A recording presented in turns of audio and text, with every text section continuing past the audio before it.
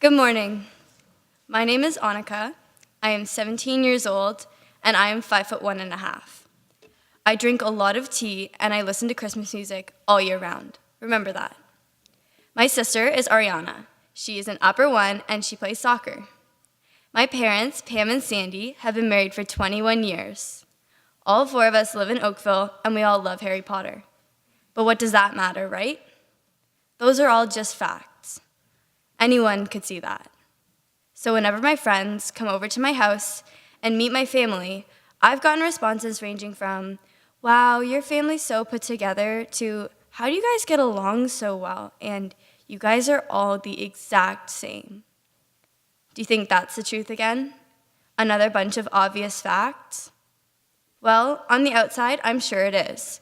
On the outside, everyone's at least somewhat composed. We all put on our uniforms every day and go to class.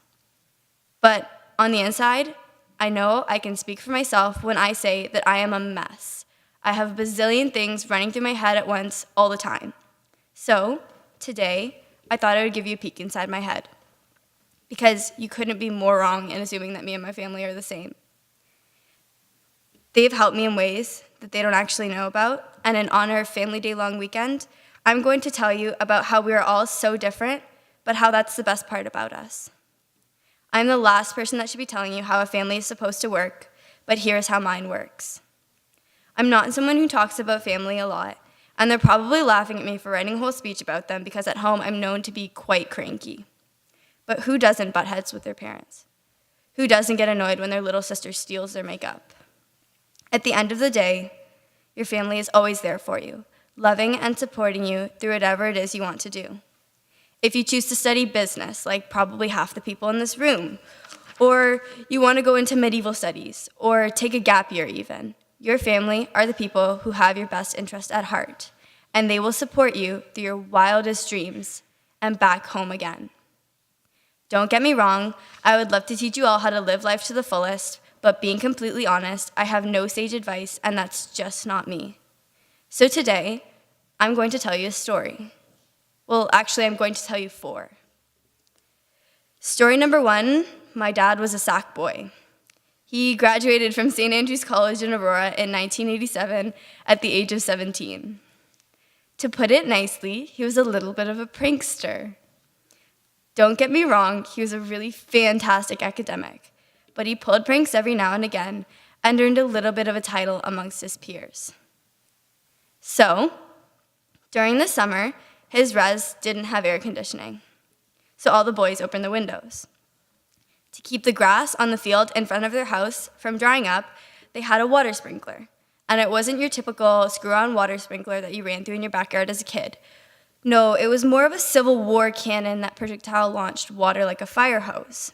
So, my dad, being the real clever guy that he is, decides to push the cannon about 10 meters closer to the res than it already was. So around the time of study, everyone on first deck could hear the water hose, and then bam, their entire room was flooded. Everything from their beds to their clothes, their desks was completely soaked, and the only way to stop it was to close the window right away, which was nearly impossible. The best part was that the house director came up to my dad, and he goes, "Sandy, I know it was you. I know you did it." To which he replied, "Sir, I have no idea what you're talking about." "I know it was you who flooded first deck. I just can't prove it." So he did all these weird things, but he still graduated top of his class, skipped a grade, and didn't even have to finish his undergraduate degree, which he was on scholarship for at U of T, before he got accepted into med school. Want to talk about having big shoes to fill? I have a lot to say. But he really taught me the value of dedication. If you set a goal for yourself, like flooding first deck or getting accepted into med school, that it doesn't matter what path you take to get to your goal. It's the journey you take. It doesn't matter how frustrating the time and effort that you put into achieving your goals can be, because ultimately, it's worth it in the end. Story number 2. I'm sure some of you in this room know my sister Ariana. She is the smartest, kindest, most unbelievably selfless person I know. All that aside, sometimes I worry about her a little bit. It's not that she does bad stuff, it's just sometimes I question her life skills. For example, some of you might know that Matt Damon starred in a movie called The Martian in 2015, so just 2 years ago. In case you haven't seen it, it's about a guy doing research on Mars, and then he gets left alone on Mars. So we're watching it in the basement, and the scene where he's driving the rover across Mars comes up. And my sister goes, "Wow, this is a really cool movie. Is it based off of a true story?"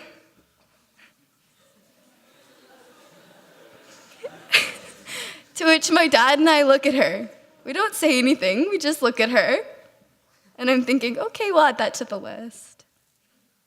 So my sister sometimes doesn't get things, but she's the smartest kid I know. Like, she's literally 3 years ahead of me in math, or 3 years younger than me, and I am like learning so much from her. I live in the shadow of my younger sister. And you would think that I would be the one to teach her things, but that really isn't the case.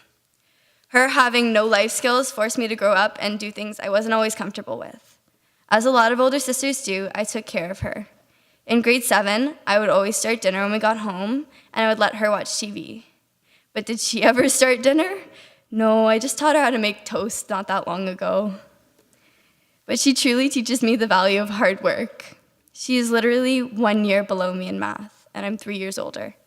I see in every assignment she turns in and every math question that she asks for help with that hard work and dedication pay off, and that success cannot come without these. So I teach her things to help her survive, but she teaches me things to help me strive to be my best. Story number 3. When I graduated from Fernhill, I thought I had it all planned out. I would go to OT where all of my friends were going, and that was that. We decided I was going to OT in grade 7, and we never really thought twice about it. But one day, a letter came in the mail, encouraging me to apply to Appleby for grade 9. I didn't really care. I just tucked the letter away. I was going to OT in September. That's what I had been telling people for a while. I was clearly wrong in thinking that. My mom found the letter, and all of a sudden, Appleby was this shiny new thing that they wanted for me. My mom is a bit of a crier. She cries at almost everything. If I asked her for her opinion on a pair of shoes, she would probably start crying. So, classic Pam cries for 2 weeks about me being so against Appleby and not even wanting to look at the application. On Thursday of the second week, I came downstairs to see my mom, too busy crying to focus on her favorite show, Judge Judy. So I sat down next to her and I said, "Fine, I'll go to Appleby." And then I got up, went upstairs, and didn't talk to her for the rest of the night. That was the best thing she ever made me do. I say it to her every weekend when I go home, that forcing me to apply to Appleby was the best decision she ever made for me. I'm grateful every day for my mom's strong-headedness and perseverance to make me apply, because I have absolutely 0 regrets. On another note, I had a quite difficult transition from Fernhill to Appleby. Although a lot of my graduating class came with me, I struggled a lot in my first year here. I had been with the same 30 people for 11 years, and even though I was ready for a change in schools, I didn't cope well. So, finally, we get to story number 4. I got upset, and I got sad. Sad to the point where I was sitting in my closet on Christmas or on my birthday, crying. So I wrote in a little red book. Here is a clip dated October 19th, 2013, term 1 of my grade 9 year. I have no forte. I am useless. What will I be good at one day? Nothing. Everything I have earned feels fake and worthless.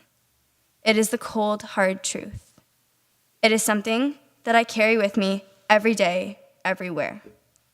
I will never fit in with my family or my friends. I keep hoping that one day I will, but until then, ... I struggled. But it was in those hard times when I felt that I hit rock bottom or that I had nobody to lean up against that built me up. My family doesn't even know about this. I don't think any of them have seen the Red Book, and this is probably the first time they're hearing about it. So when I started off my speech in saying that my family has supported me in ways that they don't actually know about, I really meant it. They stood by me and helped me up without even knowing it. They secretly built me stronger, more confident, and less dependent on the past. So, I think it's really easy to overlook the small things your family does for you, the small sacrifices that you make for each other. For the S2s, this is some of our last time we have to spend together and spend with our families before we go to university and move out for good. This year, we're living with different people, and some of us get to go home on the weekends and see our family. But we are all family now, because family doesn't just mean your mom or your dad or your siblings. As second term comes to a close, we need to be here to support each other and build each other up, because soon we're going to be making some of the biggest decisions of our lives. And if we aren't here for each other, then what are we here for? Upper ones, your Appleby career has just started, and time is going to fly by. I know it seems far away, but the people sitting around you will become your family, not just your roommates, not just your quad mates. Some family will remain constant, but you'll find new family everywhere you go, so keep your eyes open. Don't take the small things your family does for granted, because you only know a good thing when it's gone. So if I can leave you with one small thing to remember, it is that your family are the people who love and support you without even trying. So always keep them by your side. You might remember that I love Christmas music, so please stand and sing verses 1 to 3 of hymn 118 with me.